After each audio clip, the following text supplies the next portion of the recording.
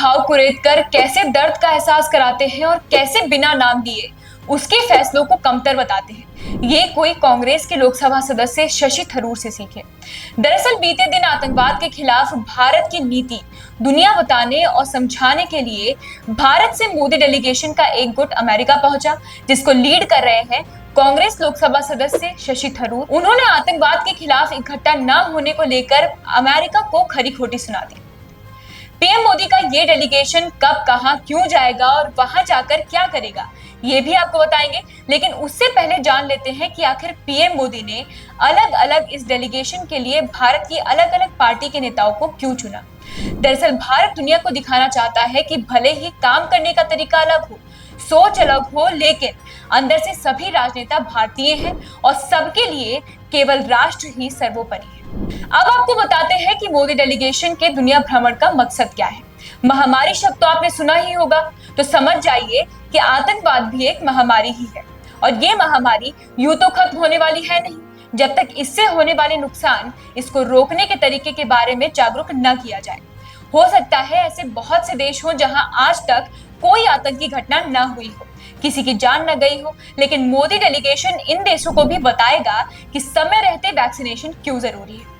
Modi delegation में 59 सांसदों की साथ सभी राजनीतिक पार्टियों में से एक एक सदस्य की टीम बनाई गई है।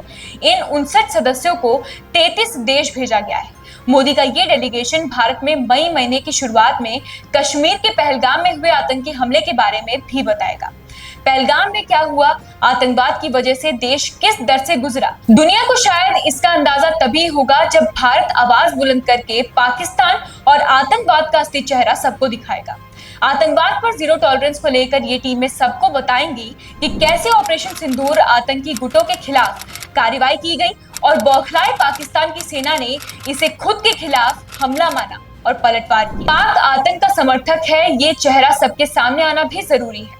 इसके लिए ये टीमें कुछ सबूत लेकर जा रही हैं, जिससे पहलगाम हमले में पाक समर्थित आतंकी संगठन द रेजिस्टेंट फ्रंट टीआरएफ की भूमिका का काला चिट्ठा खुलकर सामने आ जाएगा। दुनिया भर को यह भी बताया जाएगा कि भारत ने सैन्य कार्रवाई में भी संयम के साथ काम किया, सिर्फ आतंकवाद को निशाना बनाया गया, पाक के किसी भी निर्दोष नागरिक को नहीं। दुनिया को यह जानना भी जरूरी है कि आतंक के खिलाफ विश्व एकजुट करना ही एकमात्र रास्ता है।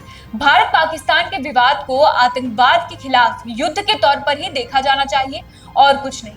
ये टीमें ये बताएंगी कि पाक को लेकर हमारी नीति अब तक ये है कि अब भारत आतंकवाद और आतंक के पनाहगार पाकिस्तान के खिलाफ प्रोएक्टिव रवैया अपनाएगा और आतंकी हमलावरों को मिट्टी में मिलाकर ही चैन से बैठे। मोदी डेलीगेशन को लीड कर रहे हैं कांग्रेस सांसद शशि थरूर। उन्होंने तो ये तक कह दिया कि जिस प्रकार अमेरिका आतंकवाद का शिकार हुआ है, उसी तरह भारत भी बार बार इसका शिकार हो चुका है।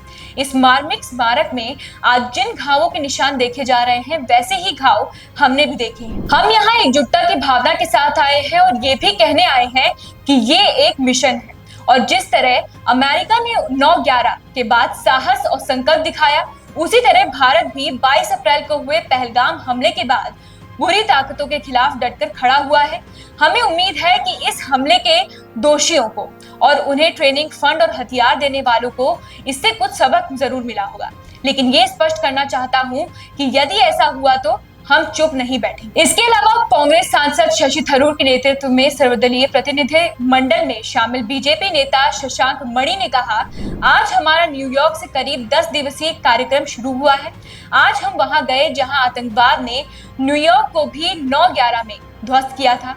हम बताना चाहते हैं कि आतंक किसी देश का नहीं है, बल्कि ये एक वैश्विक समस्या है। ऑपरेशन सिंदूर ने ये सिद्ध कर दिया है कि हमने जो काम किया है उससे आतंकवाद पर प्रहार हुआ है और आने वाले समय में यदि विकसित भारत का निर्माण करना है तो हमें आतंकवाद का सफाया करना पड़ेगा और इसमें हर देश को हमारे साथ जुड़ना पड़ेगा। जाहिर है सिर्फ भारत के आतंकवाद के खिलाफ लड़ने से कुछ नहीं होगा जब तक दुनिया भर के सशस्त्र और शक्तिशाली देश पाकिस्तान को साम, दान, दंड और भेद का तरीका अपनाकर ये नहीं समझा देंगे कि आतंकवाद को पनाह देना सिर्फ उसके दुश्मन देश के लिए ही नुकसानदायक नहीं होगा, बल्कि आतंकवाद एक दिन पाकिस्तान को दुनिया भर का दुश्मन बनाकर छोड़ेगा। इस रिपोर्ट में फिलहाल इतना ही। अन्य खबरों को जानने के लिए देखते रहिए द जर्नलिस्ट न्यूज।